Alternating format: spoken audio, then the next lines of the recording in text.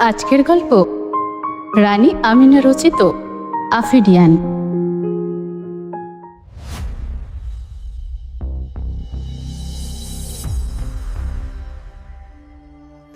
আজ জানালার গ্লাস লাগাতে একদমই ভুলে গেছে রুমাইশা, কিন্তু কিছু করার নেই। এখন গ্লাস লাগাতে গিয়ে শব্দ হলেই পুরোই শেষ। আপাতত গ্লাসের ভাবনা মাথা থেকে তাড়াতাড়ি সরিয়ে সামনের দিকে মনোযোগ দিল ও। হ্যাঁ, কেউ একজন যাচ্ছে জঙ্গলের রাস্তা ধরে সামনের দিকে। তার শরীরের স্কেলি আবরণগুলো চিকিমিকি করছে চাঁদের আলোতে। সত্যিই কি রুমাইশা যাকে ভাবছে সে? হ্যাঁ, সেই রকমই। এই তো তেমনই লম্বা, তেমনই পিঠ। হ্যাঁ, এই আন্ডারশার্টটাও তো সাফওয়ানকে পরা দেখেছিল। এটা সাফওয়ান ভাইয়া? ওই খোলস, ওই বিশাল পুরো খোলসটা কি তাহলে সাফওয়ান ভাইয়ার? সাফওয়ান ভাইয়াও কি তবে সাপেদের মতো খোলস ছাড়ে? কিন্তু তখন ওখানে অত সাপ এক জায়গায় ছিল কেন, একইভাবে গাদা মেরে? ওইখানে গিয়ে ভাইয়া করেটা কি? এসব ভাবতে ভাবতে আচমকা কনুইয়ের আঘাত লেগে জানালার ধারের চওড়া জায়গাটাতে রাখা কফি মগটা একেবারে নিচে মাটিতে রাখা ইটের ওপর গিয়ে পড়ে। আর তাতেই ঝনঝন শব্দে চীনামাটির মাগটা ভেঙে গুড়িয়ে যায়। চরম ভুল হলো রুমাইশার। সন্ধ্যায় জানালার ধারে দাঁড়িয়ে কফি খেয়ে মাগটা এখানেই রেখে দিয়েছিল ও, আর সেটাই এখন ওর কাল হলো। শব্দ হওয়া মাত্রই জঙ্গল অভিমুখী ব্যক্তিটি তড়িৎ গতিতে ঘুরে তাকায় পেছনের দিকে, আর তার নিশাচরি জলজলে চোখ দিয়ে স্পষ্ট দেখতে পায় জানালার কাছে বিদ্যমান রুমাইশাকে। রুমাইশা ঘটনার আকস্মিকতায় জঙ্গলাভিমুখী ব্যক্তিটার দিকে অসহায় চোখে তাকিয়ে সেখানেই যেন জমে যায়। সাফওয়ান ভাইয়া, মনে মনে আওড়ায় রুমাইশা। উন্মুক্ত চেহারায় সাফওয়ান ওর শকুনের মতো তীক্ষ্ণ চোখ দিয়ে দেখে নেয় রুমাইশাকে কিছুক্ষণ। এতক্ষণ শুধু ঘাড় ঘুরিয়ে রুমাইশাকে দেখছিল সাফওয়ান, কিন্তু এবার পুরো শরীর ঘুরায়ও। তারপর চোখের পলক না ফেলে মুখে হিংস্র অভিব্যক্তি এনে ওভাবেই দাঁড়িয়ে থাকে রুমাইশার দিকে তাকিয়ে। রুমাইশা পা ফেলে জানালা থেকে সরে যাওয়ার মতো শক্তি পায় না। আমি দেখে ফেলেছি আমি। সাফওয়ান দেখে ফেলেছে, আমি নিশ্চিত দেখে ফেলেছি। আমি কি করব এখন? ও নিশ্চিত আমাকে মেরে ফেলবে এইবার। আমাকে আর বাঁচিয়ে রাখবে না, মোটেই বাঁচিয়ে রাখবে না আমাকে। এলোমেলো চিন্তায় রুমাইশার মাথা ভার হয়ে আসলো। মনে হলো মাথার ভারে ও পড়েই যাবে।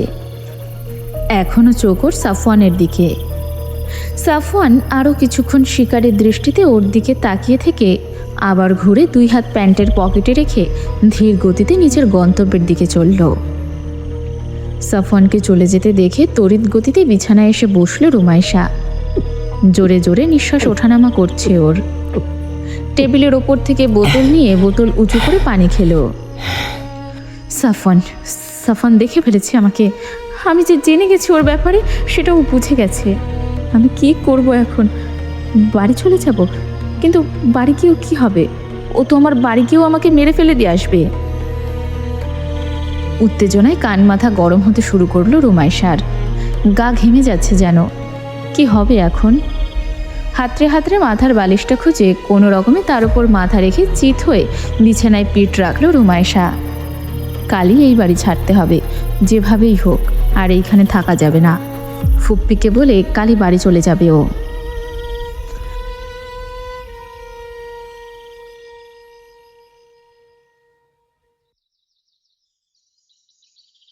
সকালবেলা চোখ মুখ ফুলিয়ে নিচতলার কিচেনে রুনিয়ার কাছে এসে দাঁড়ালো রুমাইশা।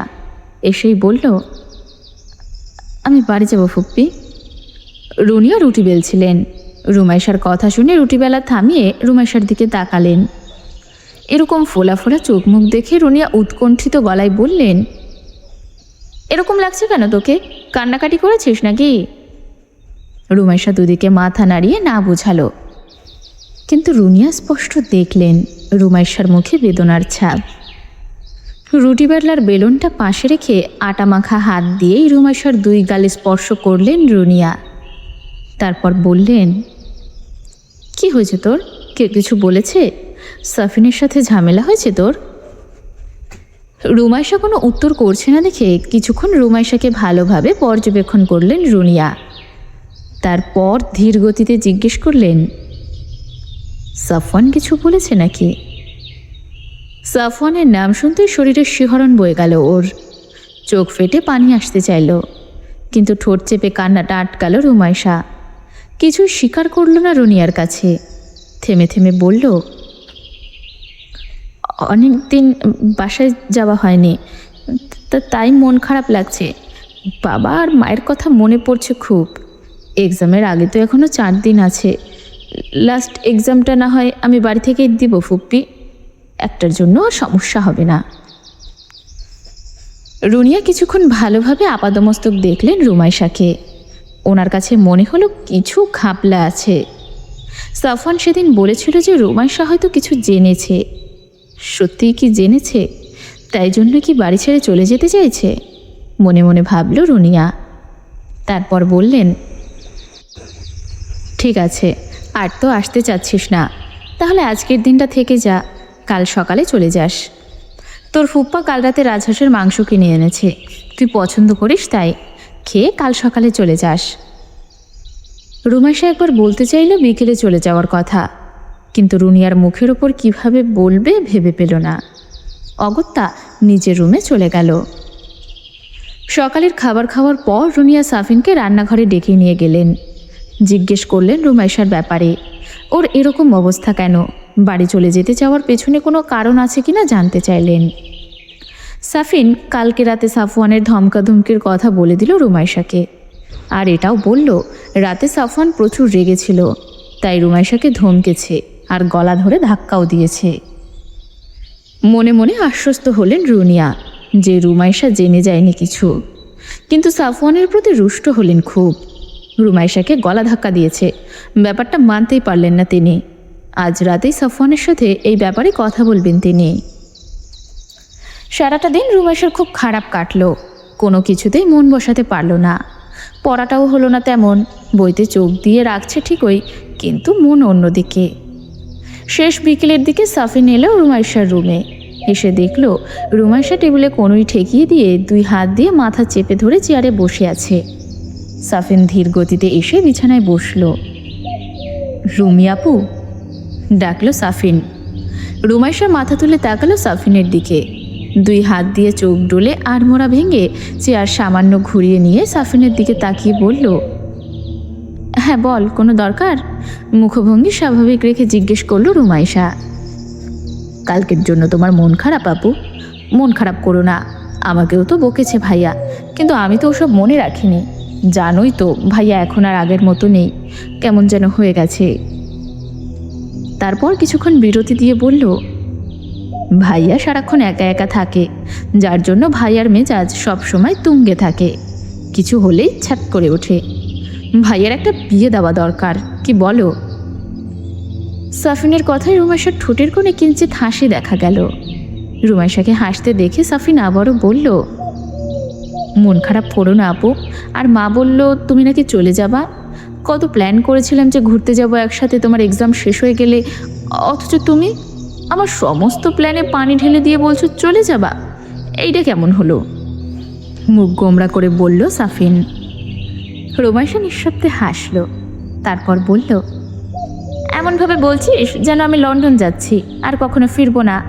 ক্লাস শুরু হলে তখন তো রোজ রোজ আসবো, তখন না হয় একদিন ঘুরে আসবো। একদিন কেন, দৈনিক দৈনিক ঘুরবো, বুঝছস?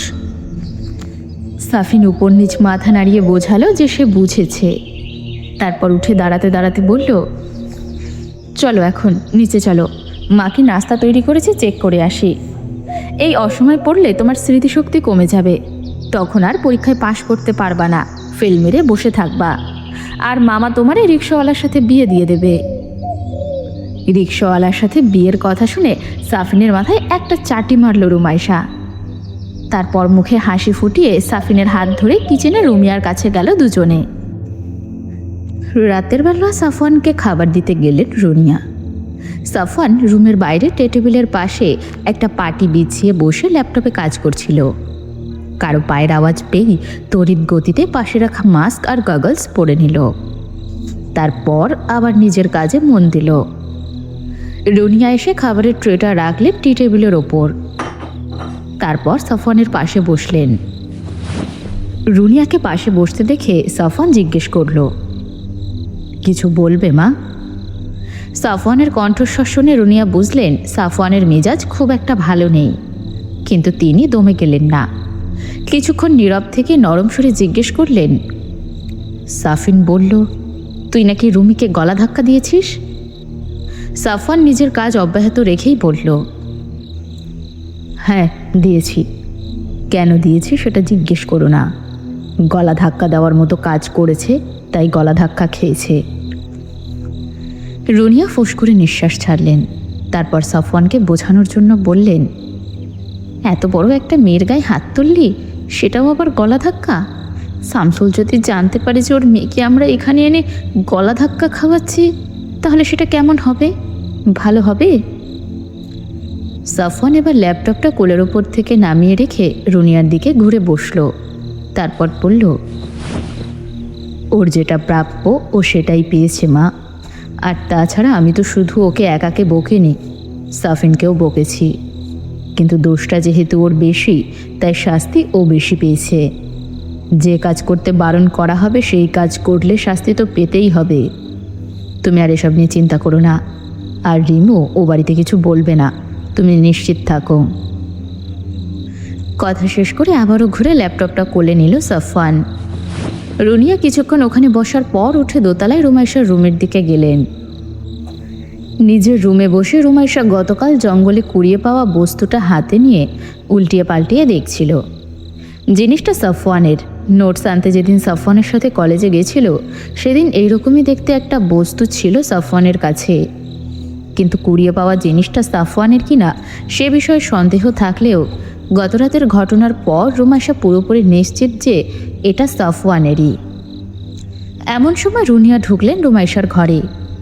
আচমকা কাউকে ভেতরে আসতে দেখে দ্রুততার সাথে হাতের বস্তুটাকে নিজের বুকের মাঝে অন্তর্বাসের ভেতর রেখে দিল রুমাইশা। রুনিয়া এসে রুমাইশার সামনে চেয়ার টেনে বসলেন। এই সময় রুনিয়াকে নিজের রুমে দেখে রুমাইশা একটু অবাকই হলো। সংযত হয়ে বসতে বসতে বলল, কি ব্যাপার ফুপ্পি, তুমি এই সময় আসলে যে, কিছু বলবে? রুনিয়া রুমাইশার হাতটা নিজের হাতের মধ্যে নিয়ে বললেন, রুমি, তোকে আমি নিজের মেয়ের মতো করেই দেখেছি সবসময়। সাফিন সাফওয়ানের মতো করে তোকেও যত্ন করেছি। তুই কাল চলে যাবি, আর কবে আমার বাড়িতে আসবি জানি না। তারপর একটু চুপ থেকে বললেন, সাফিন আমাকে সব বলেছে। সাফওয়ান তোর সাথে কীরকম ব্যবহার করেছে কাল, সেই ব্যাপারে। আমি সাফওয়ানকে বলে এসেছি যে এরকম কাজও যেন আর না করে। জানিসই তো ও একটু কেমন যেন হয়ে গেছে। তোর বাবা আমার উপর বিশ্বাস করে তোকে এখানে রেখে গিয়েছে। এখন যদি শোনে সাফওয়ান তোর সাথে এমন ব্যবহার করেছে, তাহলে আমার আর শামসুলের সামনে দাঁড়ানোর মতো মুখ থাকবে না। রুনিয়ার চোখে নোনা পানি জমতে শুরু করলো। নিজের দুইটা হাত দিয়ে রুমাইশার হাত দুটো মুঠি করে অনুরোধের সুরে বললেন, তোর কাছে একটাই অনুরোধ, শামসুলকে এসব ব্যাপারে যেন কিছু বলিস না, তাহলে ও আর তোকে কখনো আমার কাছে পাঠাবে না। রুনিয়ার চোখে দুফোঁটা পানি থুতনি গড়িয়ে নিচে পড়ল। রুনিয়াকে কাঁদতে দেখে হকচকিয়ে গেল রুমাইশা। তাড়াতাড়ি নিজের অন্য হাতটা রুনিয়ার হাতের উপর রেখে অসহায় হয়ে বলল, এ কি ফুপি, তুমি কাঁদছো কেন? আমি ওসব মনেই রাখিনি। আর দোষটা তো আমারই ছিল, তাই ভাইয়া বকেছে। ভাইয়া তো শুধু শুধু বকেনি। আর এসব কথা আমি বাড়িতে বলবোই বা কেন? এসব তো সামান্য বিষয়, এসব ছোটোখাটো ঝামেলা হয়েই থাকে। তুমি কেঁদো না ফুপি। রুনিয়ার কান্না তবুও থামছে না দেখে রুমাইশা অভিমানের সুরে বলল, তুমি এরকম করলে কিন্তু আমিও এবার কান্না শুরু করব। মোটেই কেঁদো না তুমি। হাত দিয়ে রুনিয়ার চোখ থেকে গড়িয়ে পড়া পানি মুছে দিল রুমাইশা। একদম কাঁদবে না, কিছুই হয়নি। এইসব ছোটোখাটো বিষয় নিয়ে পড়ে থাকলে হয় বলো? নিজের মেয়ের মতো করে রুনিয়াকে বোঝাতে লাগলো রুমাইশা। ততক্ষণে সাফিনও চলে এসেছে ওর রুম থেকে। রুমাইশার রুমে রুনিয়ার কণ্ঠস্বর শুনে সাফিন মাকে কাঁদতে দেখে রুনিয়ার দিকে জিজ্ঞাসা দৃষ্টিতে তাকালো। রুমাইশা রুনিয়ার আড়ালে সাফিনকে চোখ গরম দিয়ে বোঝালো, সব তোর জন্য হয়েছে। সাফিন এসে রুমাইশার পাশে বসে বলল, কি হয়েছে মা, তুমি এরকম করে কাঁদছো কেন? উত্তরের অপেক্ষায় না থেকে রুমাইশাকে জিজ্ঞেস করলো আবারও। রুমাইশা ওকে বলল কি কারণে রুনিয়া কাঁদছেন। সাফিন রুনিয়ার বাহুতে স্পর্শ করে বলল, আরে মা, তুমি রুমি আপুকে চিনলে না? আপু কি এমন মেয়ে যে গিয়ে মামাকে বলে দেবে সাফওয়ান ভাইয়া ওকে ধাক্কা দিয়েছে? তুমি চিন্তা করো না, আপু কিছুই বলবে না কাউকে। তারপর বলে কই বুঝিয়ে সুঝিয়ে রুনিয়াকে ঘুমাতে পাঠিয়ে দিল রুমাইশা আর সাফিন। রুনিয়া রুমে যাওয়ার পর রুমাইশার দিকে তাকিয়ে বিজয়ের হাসি দিল সাফিন। তারপর নিজের রুমে চলে গেল। রুমাইশা নিজেও রুমে এসে হাঁফ ছেড়ে বাঁচল, কিন্তু সেই স্বস্তির নিঃশ্বাস বেশিক্ষণ স্থায়ী হলো না। আজ 11টার পরই বিছানায় চলে গেল রুমাইশা। ঘুম আসছে ওর প্রচণ্ড। বাইরে গুড়ি গুড়ি বৃষ্টি পড়ছে, যার জন্য ঘুমেরা আরও বেশি জেগে ধরেছে রুমাইশাকে। ঠান্ডা ঠান্ডা আবহাওয়াতে ঘুমটা বেশ জমে এলো। বিছানায় যাওয়ার আধা ঘন্টার ভেতরেই ঘুমের ঘোরে তলিয়ে গেল রুমাইশা। 1:30টার দিকে একবার জেগে গেল ও, কিন্তু পুরোপুরি জাগলো না, শুধু কান দুটো সজাগ হলো, কিন্তু তুমুল বৃষ্টির শব্দ ছাড়া কিছুই শুনল না। পরক্ষণেই আবারও ঘুমিয়ে পড়ল। বৃষ্টির বেগ সমুদ্রের ঢেউয়ের মতো ওঠানামা করছে। কিছুক্ষণ ঝমঝম বৃষ্টি তো কিছুক্ষণ ছিঁড়িছিড়ি। বাতাসের সাথে তাল মিলিয়ে আঁকাবাঁকা হয়ে ভূপৃষ্ঠে পতিত হতে লাগলো বৃষ্টির প্রতিটি ফোঁটা। ঠিক এমন সময় রুমাইশার ঘুমের ঘোর ছোটাতে দরজার কর্কশ নখের শব্দ কানে এসে লাগলো। কেউ একজন সমান তালে দরজায় কড়া নাড়িয়ে চলেছে। কড়া নাড়ার শব্দে আতঙ্কগ্রস্ত হয়ে ঘুম থেকে জেগে উঠল রুমাইশা। বিছানা ছেড়ে উঠে দাঁড়ালো। তারপর ধীর পায়ে হেঁটে দরজার নিকট পৌঁছল। বাইরে তখনও তুমুল বেগে বৃষ্টি পড়ছে। রুমাইশা দরজায় কান পাতল। বুকের ভেতর ঢিপঢিপ করছে ওর। বাইরে থেকে কোনো শব্দ আসছে না। সাহস সঞ্চয় করে রুমাইশা আওয়াজ দিল, কে? তারপর আবারও দরজায় কান পেতে রইল। ওপাশ থেকে কেউ উত্তর করছে না। এমন সময় আবারও নক পড়ল দরজায়। হৃৎপিণ্ডের গতি অস্বাভাবিকভাবে বাড়তে লাগলো রুমাইশার। দরজার কাছে ফিরে এসে আবার বিছানায় বসল। দরজা ও খুলবে না। সাফওয়ান ছাড়া এই সময় আর কেউ আসবে না। নিশ্চয়ই ওকে মেরে ফেলতেই এসেছে। রুমাইশা যে সব জেনে গেছে। নকের শব্দ অনেকক্ষণ আর হলো না। বাইরে বৃষ্টির বেগও এখন কমে গেছে। স্বস্তির নিঃশ্বাস ছেড়ে আবার ঘুমানোর প্রস্তুতি নিতে লাগলো রুমাইশা। ঠিক তখনই আবারও দরজায় খটখট শব্দ করে নক পড়ল। এবারে নকটা অন্যগুলোর চেয়ে কয়েক গুণ বেশি উগ্র। রুমাইশা ভেবে পেল না কি করবে। বিছানা থেকে নেমে আবারও দরজার কাছে গেল। দোনমনো করতে লাগলো দরজা খুলবে কি খুলবে না সেটা নিয়ে। বাইরে বৃষ্টির বেগ আবার বাড়তে শুরু করেছে। কে ডিসিশন নেবে সেটা ভাবতে ভাবতেই আবার কয়েকটা উগ্র নক পড়ল দরজায়। রুমাইশা এবার কোনো কিছু না ভেবে সাথে সাথেই দরজা খুলে দিল। আর চোখের পলকে দরজার ওপাশে থাকা মাস্ক পরিহিত ব্যক্তিটা তার শক্ত পুরুষালী পেশিবহুল হাতটা দিয়ে তড়িৎ গতিতে রুমাইশার গলা চেপে ধরে ঠেলতে ঠেলতে সোজা বিছানার উপরে নিয়ে চেপে ধরল। আতর্কিত হামলায় তাল হারিয়ে ফেলল রুমাইশা। শ্বাসনালীতে চাপ পড়া মাত্রই সাফোকেশন শুরু হলো ওর। নিজের দুহাত দিয়ে প্রাণ পরে গলা থেকে সাফওয়ানের হাতখানা সরানোর চেষ্টা করলো ও, কিন্তু ব্যর্থ হলো। তীব্র চাপে জিহবা বেরিয়ে আসতে চাইল। চোখ দুটো উল্টে যাওয়ার উপক্রম হলো ওর। আমার উপর নজরদারি চালাচ্ছ রুমাইশা কাদের? এই তুমি আমার উপর নজরদারি চালাচ্ছ? রুমাইশার কানের একদম কাছে মুখ নিয়ে চিবিয়ে চিবিয়ে বলল সাফওয়ান। তারপর কানের কাছ থেকে মুখ সরিয়ে অসহ্য যন্ত্রণায় নীল হয়ে যাওয়া রুমাইশার মুখের দিকে শকুনি দৃষ্টিতে তাকিয়ে রইল। সাফওয়ানের হাতটা গলা থেকে সরানোর চেষ্টারত অবস্থায় রুমাইশার হাত দুইটা আস্তে আস্তে শক্তি হারিয়ে শিথিল হয়ে যেতে শুরু করলো। বাচ্চার আকুতি নিয়ে শেষবারের মতো চোখ মেলে তাকালো রুমাইশা। জল জল নিশাচরী চোখ দুইটা দিয়ে সেই আকুতি স্পষ্ট দেখতে পেল সাফওয়ান। নিজের হাতের বাঁধনটা অল্প একটু আগলা করল। সামান্য ছাড়া পেয়ে মুখ দিয়ে প্রচণ্ড জোরে নিঃশ্বাস নিল রুমাইশা। আর তারপরেই অসহায়ের মতো কাশতে শুরু করলো। মুখ দিয়ে লালা বেরিয়ে আসলো ওর।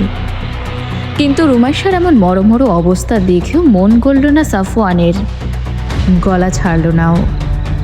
আচমকা সাফওয়ান রুমাইশার বুকে নিজের গায়ের গন্ধের কোনো বস্তুর উপস্থিতি টের পেল।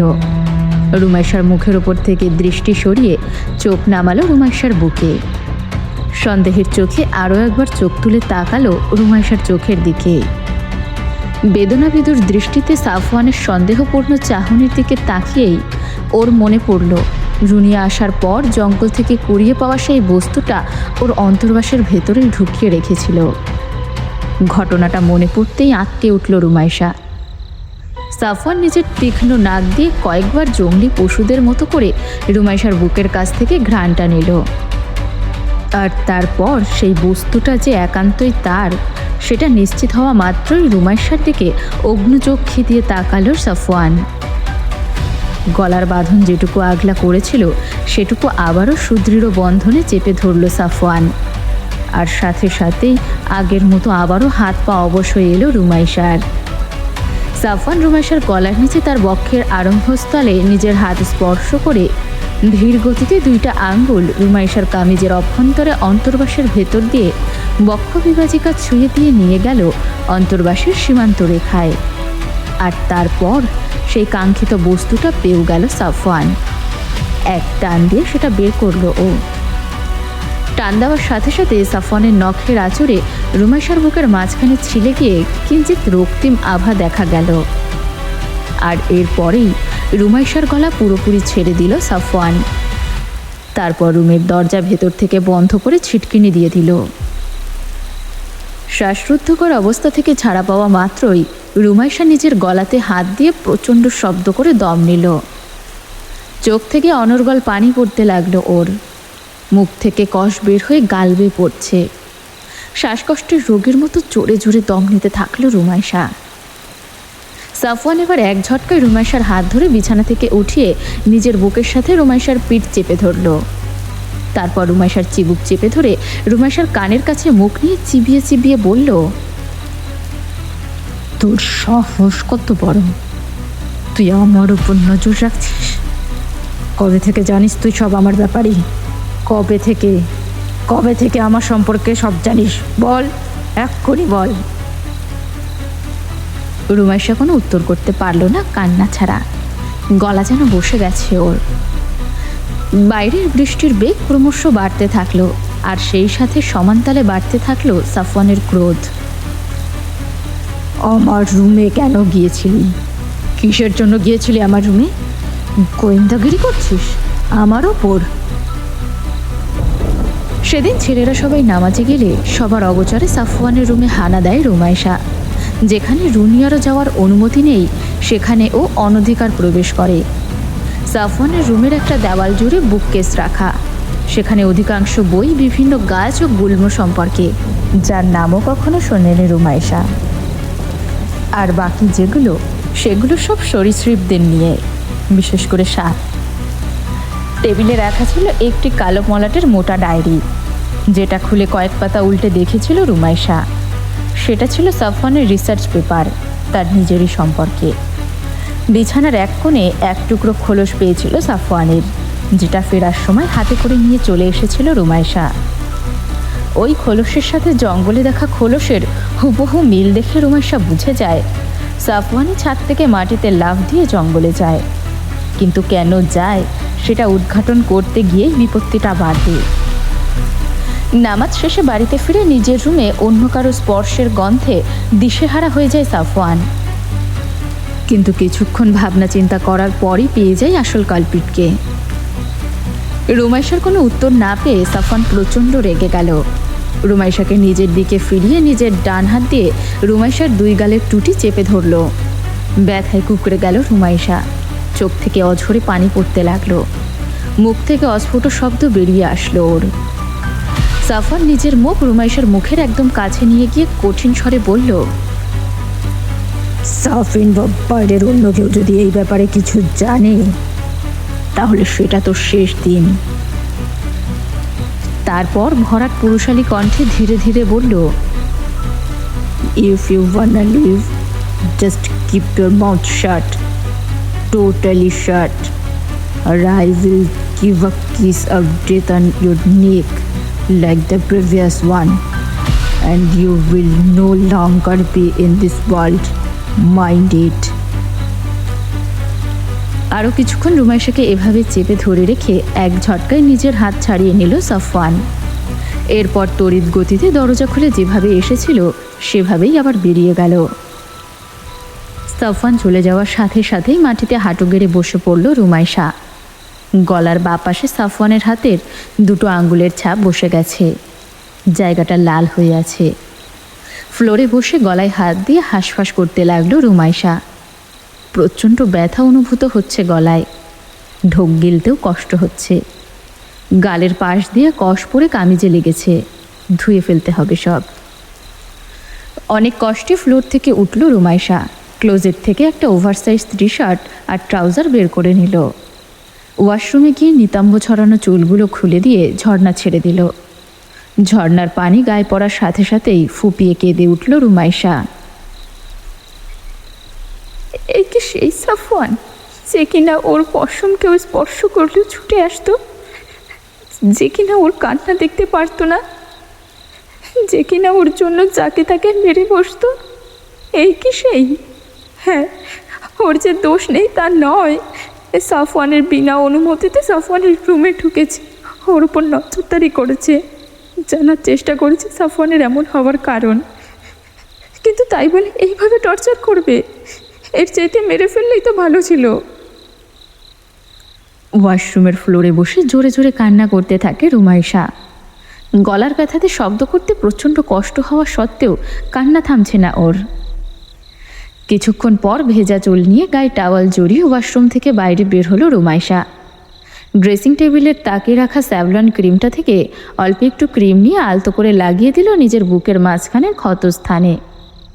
তারপর বিছানায় রেখে যাওয়া বটল গ্রিন টি শার্টের সাথে আকাশি রঙের কটনের ট্রাউজারটা পরে নিল। চুলগুলো মুছে পিঠের ওপর ছেড়ে রাখল। অতঃপর বিছানায় উঠে দেওয়ালে পিঠ ঠেকিয়ে হাঁটুচোড়া ভাঁজ করে বুকের কাছে নিয়ে দুই হাত দিয়ে জড়িয়ে ধরে বসে রইল। নিজের রুমে গিয়ে মোটেও স্বস্তি পাচ্ছে না সাফওয়ান। বারবার রুমাইশার সেই যন্ত্রণায় কাতর চেহারাটা চোখের সামনে ফুটে উঠেছে। রাগের মাথায় রুমাইশাকে এইভাবে অত্যাচার করা মোটেও উচিত হয়নি। অপরাধ বোধে অস্থির হয়ে পায়চারি শুরু করলো সাফওয়ান সমস্ত ছাদ জুড়ে। গতকাল রুমাইশা জঙ্গলে যাওয়ার 2 রাত আগে সাফওয়ান গিয়েছিল সেখানে, কিন্তু দুর্ভাগ্যবশত ওর পকেট ওয়াচটা সেখানেই পড়ে যায়। টাইমেক্স কোম্পানির এই পকেট ওয়াচটা ওর দাদু ওকে ছোটোবেলায় দিয়ে বলেছিল এটা নাকি ওর অনেক কাজে লাগবে, কিন্তু কী কাজে লাগবে সেটা ছোটোবেলায় না বুঝলেও এখন সেটার ব্যবহার খুব ভালোভাবেই জানে সাফওয়ান। সেদিন রাতে নিজের রুমে এসেও বুঝলো পকেট ওয়াচটা জঙ্গলেই পড়ে গেছে, কিন্তু রুমাইশা জঙ্গলে যাওয়ার রাতে সাফওয়ান জঙ্গলে গিয়ে তন্ন তন্ন করে খুঁজে ওয়াচটা পায়নি। আর তখনই নিজের রুমে পাওয়া কারো গায়ের গন্ধের কথা মনে পড়ে ওর। আর সেই ব্যক্তি যে তাদের বাড়িতে বিদ্যমান কেউ সেটাও বুঝে যায় সাফওয়ান, আর সেটা রুমাইশা ছাড়া কেউ হবে না। ব্যাপারটা বোঝার পর থেকেই ক্রোধ মাথাচাড়া দিয়ে ওঠে সাফওয়ানের, আর তাই রুমাইশাকে একটা শিক্ষা দেওয়ার জন্যই এইভাবে অত্যাচার চালিয়েছে ও। কেন করলাম আমি এমন? কেন করলাম? ওকে তো ভালোভাবেই বোঝাতে পারতাম। ও যদি মরে যেত কি হতো তখন? কেন করলাম আমি এমন? এসব ভাবতে ভাবতে পায়চারি থামিয়ে টি টেবিলের পাশে রাখা চেয়ারটিতে বসে কোনোই উড়ুতে ঠেকিয়ে 2 হাত দিয়ে নিজের মাথার চুল আঁকড়ে ধরে রইল সাফওয়ান।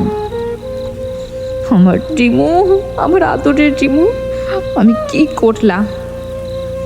মনে মনে আওড়াতে থাকলো সাফওয়ান। চেয়ারের ওপর ওভাবেই খানিকক্ষণ কিংকর্তব্যবিমূঢ় হয়ে বসে রইল সাফওয়ান। বসে বসে ভেবে মন আর মস্তিষ্কের সাথে যুদ্ধ করে অবশেষে সিদ্ধান্ত নিল পরিস্থিতিটা অন্যভাবে সামলানোর। রুমে গিয়ে নিজের মার্সিডিজ বেঞ্জের চাবিটা হাতে নিল সাফওয়ান। তারপর দোতলার দিকে এগোলো। উদ্দেশ্য ওর রুমাইশার রুম।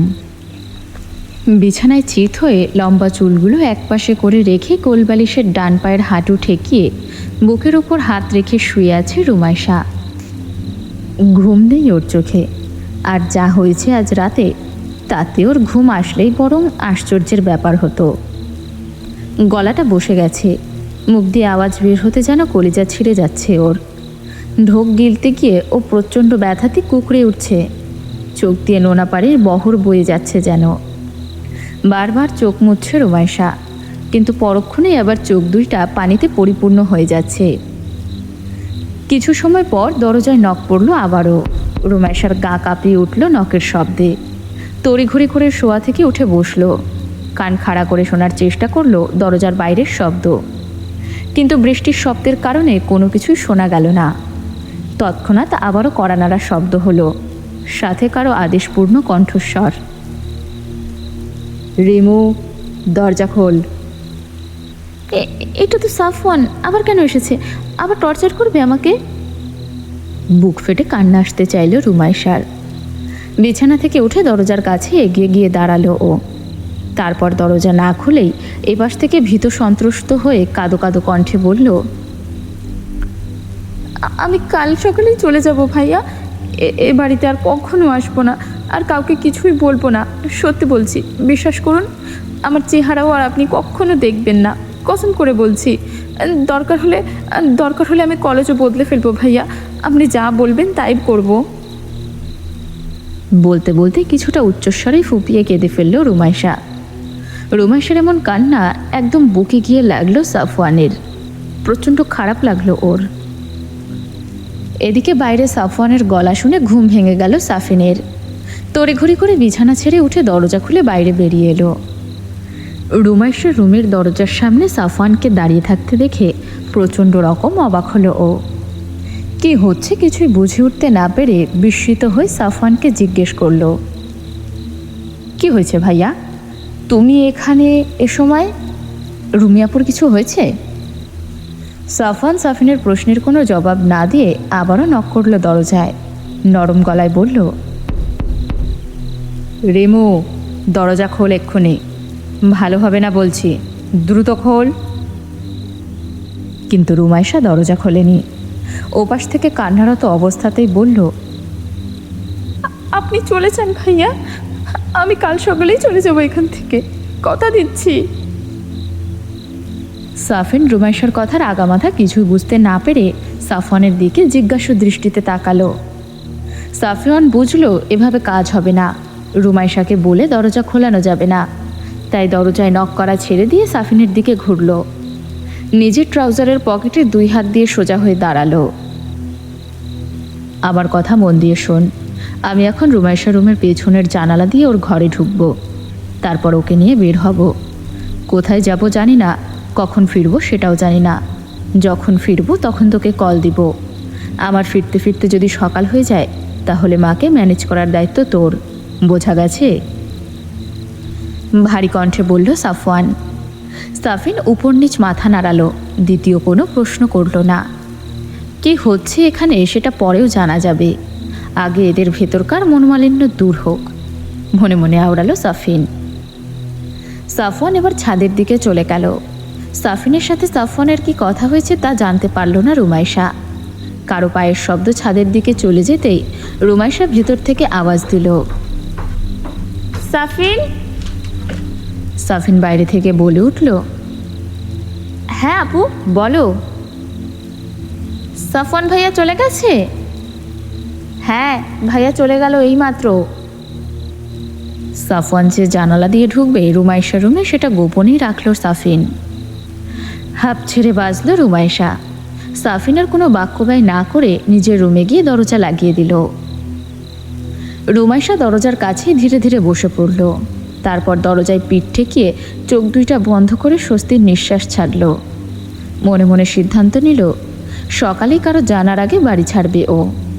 এমন সময় বাইরের মাটিতে ধুপ করে শব্দ হলো।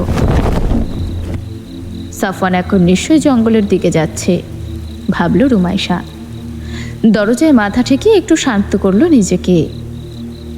কিন্তু কিছুক্ষণ পরেই রুমাইশাকে হতবাক করে দিয়ে সাফওয়ান পেছনের জানলা দিয়ে ঢুকলো রুমাইশার রুমে। আর ঠিক সেই জানালা বরাবর দরজার সাথে পিঠ ঠেকিয়ে জানালামুখী হয়ে বসে আছে রুমাইশা। সাফওয়ানের হঠাৎ আগমনে স্তম্ভিত রুমাইশা বুঝে উঠতে পারল না কি করবে। তড়িঘড়ি করে উঠে দাঁড়ালো ও। মুখ ফুটে কিছু বলতে যাবে তার আগেই তড়িৎ গতিতে এসে রুমাইশার মুখ হাত দিয়ে চেপে ধরল সাফওয়ান। রুমাইশা অসহায়ের মতো করে তাকালো সাফওয়ানের দিকে, কিন্তু মুখ ঢাকা থাকার কারণে সাফওয়ানের মুখের কোনো অভিব্যক্তি দেখতে পেল না ও। কোনো আওয়াজ করবি না, চুপচাপ আমার সাথে যাবি, যেখানে নিয়ে যাব সেখানেই যাবি, আদেশের সুরে বলল সাফওয়ান।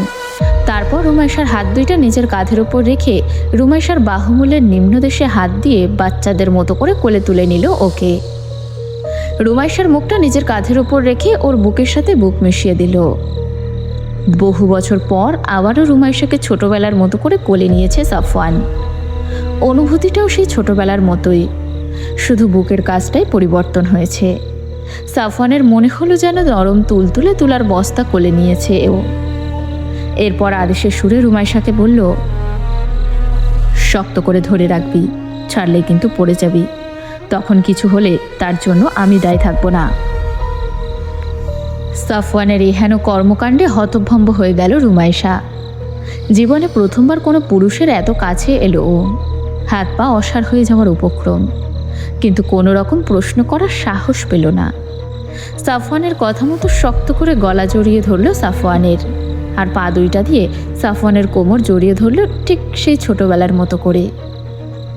নিঃশব্দে জানালা দিয়ে বের হয়ে নিচতলার জানালার ছাদের ওপরে পা রাখল সাফওয়ান। তারপর রুমাইশাকে দু হাত দিয়ে জড়িয়ে ধরে সেখান থেকে লাফ দিল মাটিতে। বাড়ির পেছনের দিক থেকে হাঁটতে হাঁটতে সামনের দিকে এগুলো সাফওয়ান।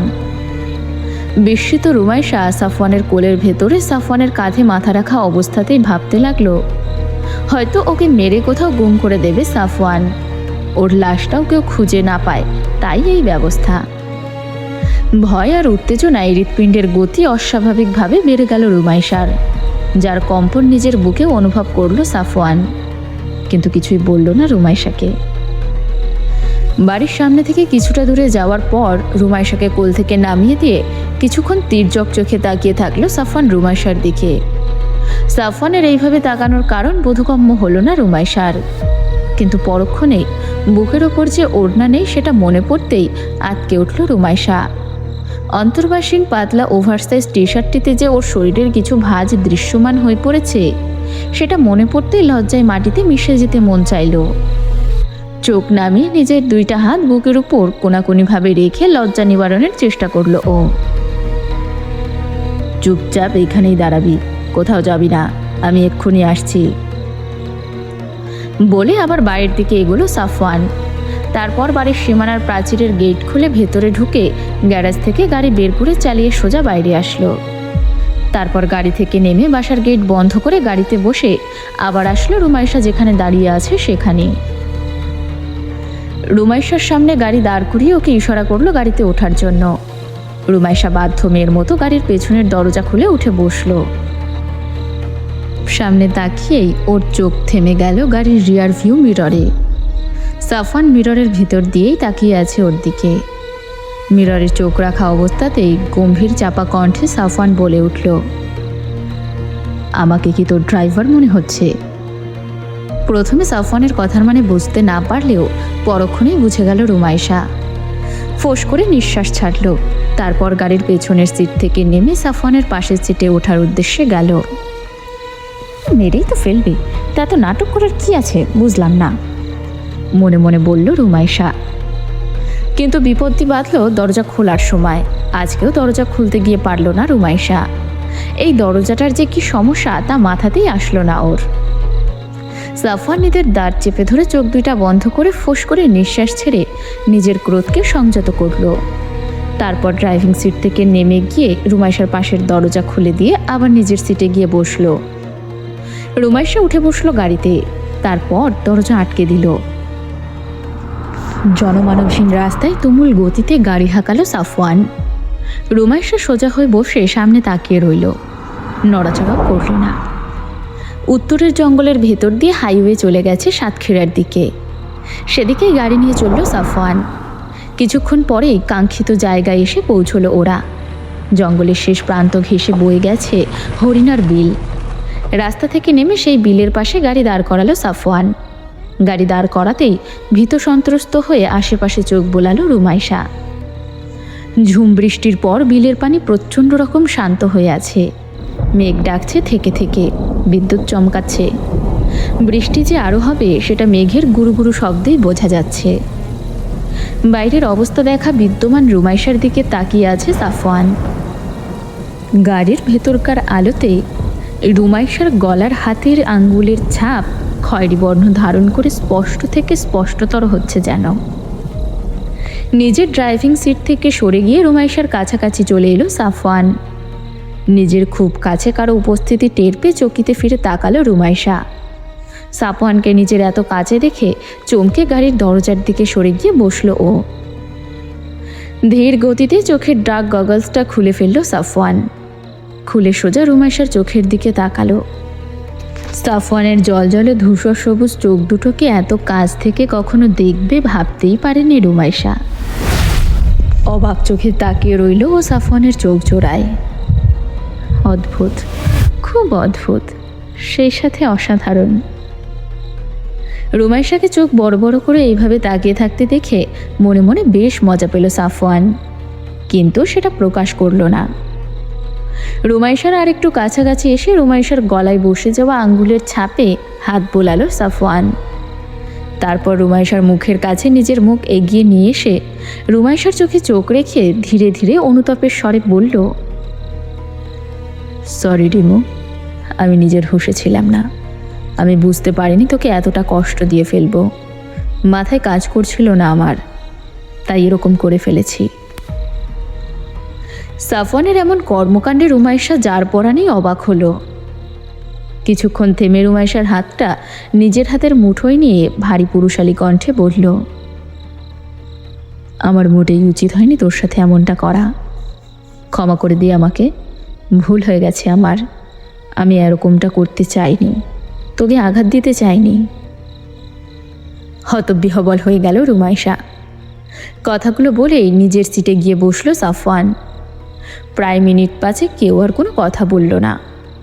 তারপর আচমকাই সাফওয়ান রুমাইশার হাত ধরে এক ঝটকায় টান দিয়ে নিজের কোলের ওপর বসালো।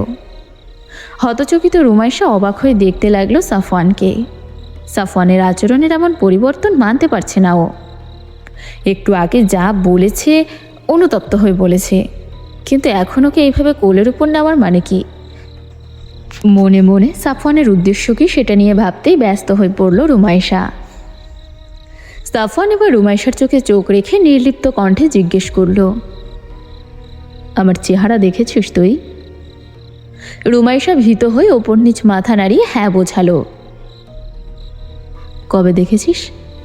কিভাবে দেখেছিস? উৎসুক কণ্ঠে জিজ্ঞেস করল সাফওয়ান।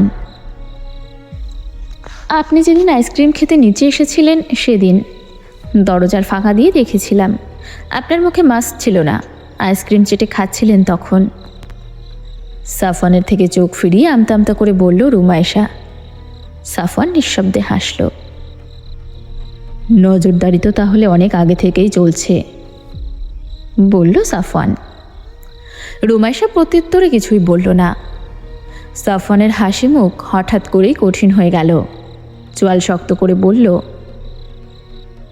তুই যেহেতু জেনেই গেছিস আমার ব্যাপারে আর আমাকে দেখেও ফেলেছিস, সেহেতু তোর উচিত আমাকে আরেকবার ভালোভাবে দেখা আর সমস্ত কনফিউশন দূর করে স্বাভাবিক থাকা, আর আমাকেও একজন স্বাভাবিক মানুষের মতো ট্রিট করা। রুমাইশার গলা শুকিয়ে গেল। ভালোভাবে দেখা মানে ওই ভয়ঙ্কর দাঁত আর জিহবা দেখা, ওই সাপের মতো স্কিন দেখা? মনে মনে ভেবে আটকে উঠল ও।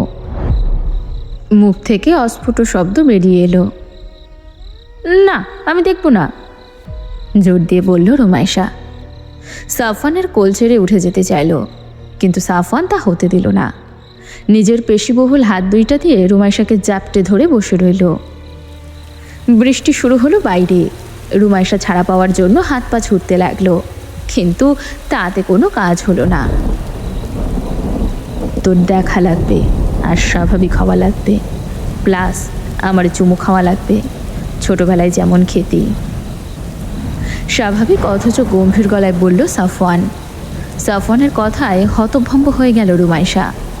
ছাড়া পাওয়ার জন্য এবার দ্বিগুণ জোরে সাফওয়ানের হাত সরানোর চেষ্টা করলো, কিন্তু ব্যর্থ হলো। সাফওয়ান মাদকতাময় দৃষ্টিতে তাকালো রুমাইশার দিকে। কোনো লাভ নেই লাফালাফি করে, আমি ছাড়ব না, ধীর কণ্ঠে বলল ও।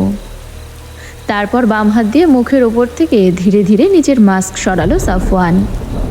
রুমাইশা সাথে সাথে অন্যদিকে তাকিয়ে চোখ খিচে বন্ধ করে নিল। বুকের ভেতর দিরিন দিরিন শব্দ হচ্ছে ওর। শব্দের তোড়ে পুরো শরীরটাই যেন কেঁপে উঠছে। দেখব না, আমি একদমই দেখব না, অসহায়ের মতো করে বলল রুমাইশা। মুখ খুলে নিজের কালো লকলকে লম্বা জিভটা বের করে রুমাইশার চোয়াল স্পর্শ করে চেটে দিল সাফওয়ান। তারপর ডান হাত দিয়ে রুমাইশার চোয়াল চেপে ধরে ওর মুখটা নিজের দিকে ঘোরালো। এখনই তাকা, ভালোভাবে দেখ আমাকে, নইলে সকাল হবার পর গাড়ি নিয়ে তোকে সহ বাড়িতে ঢুকবো সবার সামনে দিয়ে, আর মাকে বলবো যে তুই সারা রাত আমার সাথে ছিলি। তখন কিন্তু সারা জীবন এই চেহারাটা দেখেই কাটিয়ে দিতে হবে। নিজের নির্লিপ্ততা বজায় রেখেই বলল সাফওয়ান। সত্যি সত্যি সাফওয়ান এ কাজ করলে অবাক হবে না রুমাইশা, কারণ ওর দ্বারা সবই সম্ভব। তাই নিরুপায় হয়ে আর ছটফট না করে ধীরে ধীরে সময় নিয়ে চোখ খুলল রুমাইশা। সাফওয়ান ওর দিকে চোখা দৃষ্টিতে তাকিয়েছিল। রুমাইশা তাকিয়ে দেখতে পেল সাফওয়ানের কুচকুচে কালো ঠোঁট, গলা, কাঁধ আর বুকের কিছু অংশে সাপের শরীরের আবরণ, যেগুলো গাড়ির ভেতরের আলোতে চকমক করছে। শরীরের সমস্ত লোম খাড়া হয়ে গেল যেন রুমাইশার। হৃৎপিণ্ডের গতি আরও দ্রুত হলো। পরক্ষণে সাফওয়ান মুখ খুললে সাফওয়ানের ঝকঝকে বিষদাঁতের পেছনের কুচকুচে কালো মুখ গহ্বর চোখে পড়ল রুমাইশার। গা থরথর করে কাঁপতে শুরু করলো। আর বড় মুহূর্তে সাফওয়ানের কালো লকলকে জিহবাটা বেরিয়ে আসতেই প্রবল ভয় আর উত্তেজনায় সেখানেই জ্ঞান হারালো রুমাইশা। জ্ঞানহীন ঘুমন্ত রুমাইশার মুখের উপর ঝুঁকে এক দৃষ্টিতে দেখতে থাকলো সাফওয়ান। ডান হাতের আঙ্গুলের ওপরের পাশটা বুলিয়ে দিল রুমাইশার নরম চোয়ালে। বাইরে মেঘলা আকাশ আর ঝিরিঝিরি বৃষ্টি হওয়া সত্ত্বেও বেসুরো গলায় গান ধরল সাফওয়ান। চাঁদনি রাইতে নদীর ওপারে আকাশ থেকে নামলো পড়ি, আমার চোখে চলে গোর গাড়ি। আমি হাবলা নদীর এপারে ঘুমের ঘোরে দেখি তারে, ছবির মতো ডাকি আমারে। তারপর চোখ তুলে আকাশের দিকে তাকিয়ে স্রষ্টার নিকট যেন অভিযোগের সুরে গাইল, দেখাও কত রঙিন ছবি, ছবির আশায় হারাইলাম সবই, দেওয়াল বানাও কত মায়ারও ছবি, ছবির নেশায় ছাড়লাম সবই।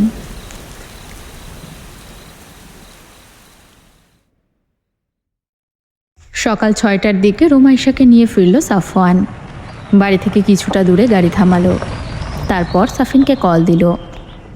2 বার রিং হওয়ার পর ফোন ধরল সাফিন। ফোন ধরেই সাফিন বলল, এদিকে সব ক্লিয়ার ভাইয়া, মা একটু আগে রান্নাঘরে এলো, বাবা রুমে আছে, কাজের খালা এখনও আসেনি। সাফওয়ান প্রত্যুত্তরে শুধু হুম বলে ফোনটা রেখে দিল। গাড়িটা ওখানেই রেখে রুমাইশাকে কোলে নিয়ে বাড়ির প্রাচীর ঘুরে পেছনে গেল। রুমাইশার হাত পা আর কোমর বেঁধে নিল নিজের সাথে, কারণ এখনও জ্ঞান ফেরেনি রুমাইশার। জ্ঞান হারানোর পরপরই জ্বর চলে এসেছে গায়ে, আর সেটা ক্রমে বাড়তেই আছে। দেওয়াল বেয়ে সরসর করে উপরে উঠে গেল সাফওয়ান। রুমাইশার রুমের জানালা দিয়ে ভেতরে ঢুকে বিছানায় শুয়ে দিল ওকে। তারপর কাঁথা দিয়ে শরীর ঢেকে দিল। এরপর নিজেও পাশে বসে রুমাইশার মুখের দিকে নেশাতুর চোখে তাকালো সাফওয়ান। মিষ্টি মুখটা ফ্যাকাশে হয়ে আছে, গায়ের উত্তাপ যেন সাফওয়ানের মুখে এসে লাগছে। আরও কিছুক্ষণ রুমাইশাকে নিষ্পলক চোখে দেখে বিছানা ছেড়ে আস্তে করে দরজা খুলে দিল ভেতর থেকে। তারপর জানালা দিয়ে যেভাবে এসেছিল সেভাবেই চলে গেল। এরপর গাড়ি নিয়ে মেইন গেট দিয়ে বাড়ির ভেতরে ঢুকলো। নিজের রুমে গিয়ে সাফিনের ফোনে ছোট্ট একটা টেক্সট মেসেজ দিল, রিমোর গায়ে জ্বর এসেছে, মাকে যত দ্রুত সম্ভব নিউজটা পৌঁছে দিস। কিন্তু সাফওয়ানের ফোন পাওয়ার পর আবার গভীর ঘুমে তলিয়ে যাওয়া সাফিন এই খুবই গুরুত্বপূর্ণ মেসেজটি দেখতে পেল না, আর রুমাইশার জ্বর উত্তরোত্তর বেড়েই চলল। রুমাইশা রোজ ভোরবেলা উঠেই নামাজ পড়তে বসে। খুব কম সময়ে তার ব্যতিক্রম হয়। আজ রুমাইশার কোনো আওয়াজ না পেয়ে রুনিয়া তরকারিতে পানি দেওয়ার পর রুমাইশার খোঁজ নিতে আসলেন। আর চলে যাবে মেয়েটা, আর কবে আসবে তার ঠিক নেই ভাবলেন রুনিয়া। রুমাইশার জন্য পাটিসাপটা তৈরি করতে ময়দা গুলিয়ে রেখে এসেছেন কিচেনে। রুমাইশার রুমে এসে দরজায় নক দিলেন রুনিয়া, কিন্তু রুমাইশার কোনো সাড়া শব্দ পেলেন না। দ্বিতীয়বার দরজায় শব্দ করার জন্য হাত দিতেই দেখলেন দরজা লক করা নেই। সকালে ঘুম থেকে উঠে আবার ঘুমিয়ে যেতে পারে ভেবে দরজা ঠেলে ভেতরে ঢুকলেন রুনিয়া। রুমাইশার বিছানার কাছে গিয়ে স্বভাবতই হাতটা স্পর্শ করলেন রুমাইশার গায়ে, কিন্তু স্পর্শ করেই আটকে উঠলেন তিনি। জ্বরে গা পুড়ে যাচ্ছে একদম। কাল রাতেই রুমাইশাকে যে পোশাকে দেখেছিলেন তার বদলে অন্য পোশাক দেখতে পেলেন রুনিয়া। চুলগুলোও খোলা, আবার ভেজা। মাঝরাতে বৃষ্টিতে ভিজল নাকি?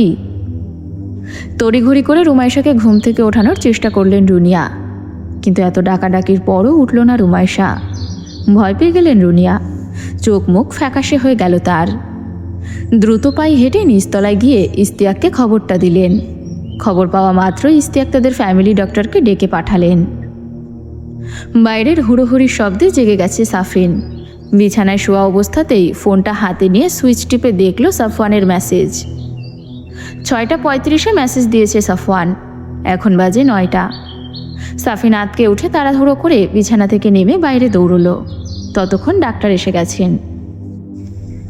রুমাইশা রুমের ভেতর রুনিয়া, ইস্তিয়াক আর কাজের খালাকে দাঁড়িয়ে থাকতে দেখে অন্তরাত্মা কেঁপে উঠল সাফিনের। রুনিয়া বসে আছে রুমাইশার পায়ের কাছে। ইস্তিয়াক আহমেদ থমথমে মুখে দাঁড়িয়ে আছেন, চোখে মুখে চিন্তার ছাপ। রুমিয়াপুর কি হলো? ভাইয়া মেসেজ দিয়েছে আমাকে সেই কখন। এখন যদি জানতে পারি আমি দেখিনি, তাহলে তো আমাকে মেরে হরিণার বিলে ফেলে রেখে আসবে, ভাবল সাফিন। গুটি গুটি পায়ে রুমাইশা রুমে ঢুকে মায়ের পেছনে দাঁড়ালো। রুমাইশা জ্বরের ঘোরে কেঁপে কেঁপে উঠছে, চোখ খোলা, কিন্তু কোনো সেন্স নেই। কারো কথা শুনতে পাচ্ছে বলেও মনে হচ্ছে না, শুধু মাঝে মাঝে পিটপিট করে তাকিয়ে দেখছে। ডাক্তার পাশে বসেই দেখছে ওকে। রনিয়া রহমান শাড়ির আঁচল দিয়ে চোখ মুছছেন মাঝে মাঝেই। সাফিন এসে মায়ের কাঁধ স্পর্শ করে দাঁড়ালো। রুনিয়া পেছন ফিরে সাফিনকে দেখে কেঁদে ফেললেন। দেখ, তোর রিনু আপু কোনো সাড়া দিচ্ছে না রে সাফিন, ডাকলেও শুনতে পাচ্ছে না, জেগে থেকেও কাউকে দেখতে পাচ্ছে না। ও কি হলো আমার চাঁদের টুকরো মেয়েটার? কখন হলো এসব? কিছুই তো বুঝতে পারলাম না। কাল রাতেও তো ঠিক ছিল, তাহলে কি হলো এখন? উচ্চস্বরে কেঁদে উঠলেন রুনিয়া। ডাক্তার বললেন রুনিয়াকে বাইরে নিয়ে যেতে। সাফিন মাকে ধরে বাইরে নিয়ে এলো। ডাক্তার কিছুক্ষণ রুমাইশাকে গভীরভাবে পর্যবেক্ষণ করলেন। রুমাইশার কোনো হুঁশ নেই, চারপাশে কি হচ্ছে না হচ্ছে কিছুই বুঝতে পারছে না। ও কোথায় আছে নিজেও জানে না, মাথা পুরো ফাঁকা ওর। ডাক্তার ইস্তিয়াক আহমেদকে কাছে ডাকলেন। ও কি কোনোভাবে ফিজিক্যাল ভায়োলেন্সের শিকার হয়েছে? ইস্তিয়াক কি বলবেন বুঝে উঠতে পারলেন না। রুমাইশা কিভাবে ভায়োলেন্সের শিকার হবে? কেউ তো থাকে না এখানে সাফিন ছাড়া, আর সাফিন তো এই ধরনের কাজ কখনোই করবে না। ইস্তিয়াক উত্তর দিলেন, না ডাক্তার, এমন কিছু হয়েছে বলে তো মনে হয় না। ওকে টর্চার করবে এরকম কেউ নেই আমার জানা মতে। তাহলে ওর গলার কাছে আঙ্গুলের দাগ কিভাবে আসলো? ইস্তিয়াক আহমেদ হতবুদ্ধি হয়ে গেলেন। রুমাইশার গলায় আঙ্গুলের দাগ? কে করবে এমন? সাফওয়ান, কিন্তু ও তো কারো সামনেই আসে না, আর রুমাইশাকে তো যথেষ্ট ভালোবাসে। সাফিনও তো তাই।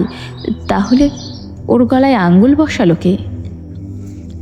কিছুক্ষণ পর ডাক্তার বলে উঠলেন, ও যেভাবে কেঁপে কেঁপে উঠছে মনে হচ্ছে কোনো কারণে ভয় পেয়েছে, নয়তো শক খেয়েছে। আবার আপনার ওয়াইফ বললেন যে সারা রাত হয়তো বৃষ্টিতে ভিজেছে, যার কারণে জ্বরটা আরও বেশি ট্রিগার্ড হয়েছে। আমি কিছু মেডিসিন লিখে দিয়ে যাচ্ছি, সময় মতো দিয়ে দিবেন। আর কিছু টেস্ট দিচ্ছি, কাল বা পরশুর ভেতরে করে ফেলবেন। আর সবসময় কেউ না কেউ ওর পাশেই থাকবেন। একটা ইনফিউশন স্যালাইন লিখে দিয়েছি, ওইটা এখনই নিয়ে আসুন, রোগীকে দিতে হবে। আর কারো দ্বারা ভায়োলেন্সের শিকার হয়েছে কিনা খোঁজ খবর নিয়ে দেখুন। ইস্তিয়াক আহমেদ ডাক্তারের কথায় সম্মতি জানিয়ে তখনই ডাক্তারের দেওয়া প্রেসক্রিপশন নিয়ে বাইরে চলে গেলেন মেডিসিনগুলো আনতে। বাইরে যাওয়ার আগে রুমাইশার গলার দাগের ব্যাপারে কাউকে কিছু না জানাতে বলে গেলেন। মিনিট 10 পর শামসুল আর আয়েশা ঢুকলেন বাড়িতে। রুনিয়া সকালবেলা ফোন দিয়ে জানালে তখনই রওনা হয়েছেন তারা। তাড়াহুড়ো করে চোখের কোণে পানি নিয়ে সিঁড়ি বেয়ে উঠে রুমাইশার রুমে ঢুকলেন আয়েশা খানম। আয়েশার পিছু পিছু রুনিয়াকে নিয়ে সাফিনও ঢুকলো। দরজায় দাঁড়িয়ে রুমাইশার দিকে তাকালেন আয়েশা। আদরের মেয়ের এমন করুণ অবস্থা দেখে ঠিক থাকতে পারলেন না তিনি। সেখানেই স্থির হয়ে দাঁড়িয়ে রইলেন। 18 বছরের আগের সেই অভিশপ্ত দিনটির কথা মনে পড়ল আয়েশার। সেদিনও তো রুমাইশা এভাবেই শুয়েছিল বিছানায়, কোনো হুঁশ ছিল না, কিন্তু চোখ মেলেছিল, পিট পিট করে তাকিয়েছিল শুধু। মরমর অবস্থা থেকে ফিরে আসা মেয়ের আবারও এমন মুমূর্ষু অবস্থা দেখে মস্তিষ্কের ভেতর শুধু ওই ঘটনাগুলোই ভেসে বেড়াতে লাগলো আয়েশার। বিস্ফোরিত নয়নে ধীরে ধীরে এগোলেন আয়েশা রুমাইশার দিকে। চোখ থেকে তার অবিরত নোনা পানি গড়িয়ে পড়ছে, কিন্তু মুখ দিয়ে কোনো আওয়াজ বের হচ্ছে না। বিছানায় রুমাইশার পাশে বসলেন আয়েশা। হাতটা বাড়িয়ে রুমাইশার হাতটা নিজের মুঠিতে নিলেন। মেয়ের শরীরের উত্তাপে শিউরে উঠলেন আয়েশা। চোখ ফেটে দ্বিগুণ বেগে নোনা পানি গড়িয়ে পড়তে লাগলো তার। 2 বার ডাক দিলেন রুমাইশা বলে, কিন্তু রুমাইশার কোনো সাড়া শব্দ পাওয়া গেল না। শুধু মাঝে মাঝে পিট পিট করে তাকালো। জ্বরের ঘোরে নিজের আশেপাশের জগৎ থেকে সম্পূর্ণ বিচ্ছিন্ন রুমাইশা দেখতেই পেল না তার কাছের মানুষগুলোর এই দুর্বিষহ অবস্থা। শামসুল কাদের বসে আছেন রুমাইশার রুমের চেয়ারে, একটা হাত মুখে ঠেকিয়ে চিন্তা করে চলেছেন। রুমাইশার এক্সাম এখনো শেষ হয়নি, একটাই বাকি আছে যদিও, কিন্তু এই অসুস্থতা নিয়ে ও পড়বে কি করে? আর সুস্থ যদিও বা হয়েও যায়, তাহলে প্রস্তুতি বা নেবে কখন, আর পরীক্ষাই বা দেবে কি করে? ইশতিয়াক আহমেদ মেডিসিনগুলো নিয়ে ভেতরে ঢুকলেন। ডাক্তার স্যালাইনটা নিয়ে রুমাইশার হাতের ভেইনে সুইচ দিয়ে সেট করে দিল। ডাক্তার নিজের জিনিসপত্র গুছিয়ে চলে যেতে নিলে শামসুল আলম জিজ্ঞেস করলেন, ওর সুস্থ হতে কতদিন সময় লাগবে ডাক্তার? সেটা তো বলা যাচ্ছে না, এই স্যালাইনটা শেষ হোক। স্যালাইন কাজ শুরু করে দিলে হয়তো আস্তে আস্তে হুঁশ ফিরবে। আর যে মেডিসিনগুলো দিয়েছি ওগুলো নিয়মিত খাওয়ান, আর স্যালাইন শেষ হওয়ার পরও যদি রেসপন্স না করে তখন আমাকে আবার ইনফর্ম করবেন। কথাগুলো বলে ডাক্তার চলে গেলেন। শামসুল ইশতিয়াকের দিকে তাকিয়ে আফসোসের সুরে বললেন, কিভাবে যে এমন জ্বর বাঁধালো মেয়েটা, এখনও ওর পরীক্ষাই শেষ হয়নি। কে বলেছিল ওকে মাতব্বরি করে বৃষ্টিতে ভিজতে? এখন এই এক্সামটার কি হবে? এক্সামটা কিছুদিন পরে হলেও না হয় হতো, কিন্তু সেটা তো পরশুদিন। এমন সময় দরজার কাছ থেকে গমগমে একটা কণ্ঠস্বর বলে উঠল, এক্সাম সামনের বছর আবার দেওয়া যাবে। একটাই রিটেক দিলে কারো জান চলে যাবে না। যেখানে রিমোর এমন অবস্থা, সেখানে আপনি পড়ে আছেন ওর এক্সাম নিয়ে। চকিতে সবাই দরজার দিকে তাকালো। সাফওয়ান যে এই মুহূর্তে সবার সামনে এভাবে আসতে পারে সেটা কেউই আশা করেনি। ফুল স্লিভ টি শার্ট পরে, মুখে মাস্ক দিয়ে, চোখে ডার্ক গগলস পরে, ডোর হেডার ছুঁই ছুঁই দীর্ঘদেহী সাফওয়ান পুরো দরজাটা জুড়েই যেন দাঁড়িয়ে আছে। সাফিন একটু আগেই তাকে মেসেজ করে জানিয়েছিল রুমাইশার অবস্থার কথা, আর তারপরেই নিজেকে ঢেকে ঢুকে অন্যদের সামনে আসার উপযুক্ত হয়ে রুমাইশার রুমে চলে এসেছে সাফওয়ান। বহু বছর পর ছোট্ট সাফওয়ানকে একজন পরিণত পুরুষ হিসেবে দেখে শামসুল আয়েশা দুজনেই অবাক হয়ে গেলেন। কিন্তু সাথে সাথে নিজের মেয়ের সাথে হওয়া পাশবিক হিংস্রতার কথা মনে পড়তেই মুখ ফিরিয়ে নিলেন দুজনে। আয়েশা এত বছর পর নিজের সমতুল্য সাফওয়ানকে দেখে আবেগ আপ্লুত হয়ে পড়লেন, কিন্তু সেই সাথে সাফওয়ানের সেই হিংস্রতার কথা মনে পড়তেই হাউমাউ করে কেঁদে উঠলেন তিনি। আমার মেয়েকে এখানে পাঠানোই ভুল হয়েছে। কেন যে আমি ওকে এখানে পাঠিয়েছিলাম? শেষবার আমার মেয়ে আধমরা হয়ে বাড়ি ফিরেছিল, আর এখানে এসে আবারও সেই দিনের মতো আধমরা হয়ে শুয়ে আছে। অতঃপর রুনিয়াকে উদ্দেশ্য করে কেঁদে কেঁদে বললেন, আপনার উপর ভরসা করে আমি আমার মেয়েকে পাঠিয়েছিলাম, আর আপনি তার এই প্রতিদান দিলেন। খেয়াল করলেন না যে ও কি করছে কি না করছে? আর আমার মেয়েটা চোখ খুলে থাকা সত্ত্বেও কাউকে দেখছে না, কাউকে শুনছে না। আমার আগেই বোঝা উচিত ছিল এই অভিশপ্ত ছেলেটা যেখানে থাকবে সেখানে আমার মেয়ে কখনোই শান্তিতে থাকবে না। শেষের কথাটা সাফওয়ানকে উদ্দেশ্য করে বললেন আয়েশা। রুনিয়া প্রতিবাদ করে উঠলেন আয়েশার কথার। তুমি কি বলছো ভেবে বলছো আয়েশা? তুমি ওর জ্বরের কারণে আমার ছেলেকে কেন দোষারোপ করছো? ওর কি করার আছে এখানে? ও তো আর জ্বর এনে রুমির গায়ে দিয়ে যায়নি। হ্যাঁ, ও ভুল করেছে ছোটবেলায়, কিন্তু ও তো এখন বড় হয়েছে। কোনটা ভালো, কোনটা মন্দ, কোনটা ঠিক, কোনটা বেঠিক বুঝতে শিখেছে, নিজেকে নিয়ন্ত্রণ করা শিখেছে। তাহলে তুমি কোন মুখে আমার ছেলেকে দোষারোপ করছো? সাফওয়ান রুনিয়ার পাশে এসে দাঁড়িয়ে শান্ত কণ্ঠে বলল, মা চুপ করো। মামি এখন নিজের মেয়ের অসুস্থতায় কষ্ট পাচ্ছে অনেক, তাই এরকম বলছেন। ওনার কথা ধরে ঝামেলা বাঁধিও না। রুনিয়া মাথা নাড়িয়ে সাফওয়ানকে আশ্বস্ত করলেন যে তিনি করবেন না। রুনিয়াকে বোঝানোর পর সাফওয়ান যেভাবে এসেছিল সেভাবেই আবার চলে গেল। সাফওয়ান চলে যেতে শামসুল উঠে দাঁড়ালেন। আমার মেয়ের স্যালাইন শেষ হলেই আমি ওকে নিয়ে বাড়িতে চলে যাব, বললেন তিনি। তারপর গটগট পায়ে হেঁটে বাইরে চলে গেলেন। রুনিয়া আর দ্বিতীয় কোনো কথা বললেন না। অকারণে ছেলেকে দোষারোপ করায় মনটা ওনার বিষিয়ে গেছে একেবারে। রুমাইশাকে তো তিনি সন্তানের চেয়ে কোনো অংশে কম দেখেন না। তারপরও তারা এমনটা কিভাবে বলতে পারল যে তিনি খেয়াল রাখেননি? মনে মনে অনেক কষ্ট পেলেও প্রকাশ করলেন না রুনিয়া। রুমাইশার স্যালাইন শেষ হলে বাড়ি যাওয়ার তোড়জোড় শুরু করলেন আয়েশা। রুমাইশার বই খাতা আর জামা কাপড়গুলো গুছিয়ে নিলেন। রুমাইশার সেন্স ফিরেছে কিছুক্ষণ আগে, এখন কথা বলছে টুকটাক, তাই আর দেরি করেননি আয়েশা। শামসুলও সাহায্য করেছেন সাথে। রুনিয়া দাঁড়িয়ে আছেন দরজায়, কিছু করার নেই ওনার। ইস্তিয়াক আহমেদ আর সাফিন বসে আছে হলরুমের সোফায়। দুপুরের খাবার সময় হলেও শামসুল আয়েশা কেউ খেলেন না। রুনিয়া অনেকবার জোরাজোরি করলেও কাজ হলো না। শুধুমাত্র রুমাইশার মেডিসিন আছে বলে ওকে খাওয়ালেন আয়েশা।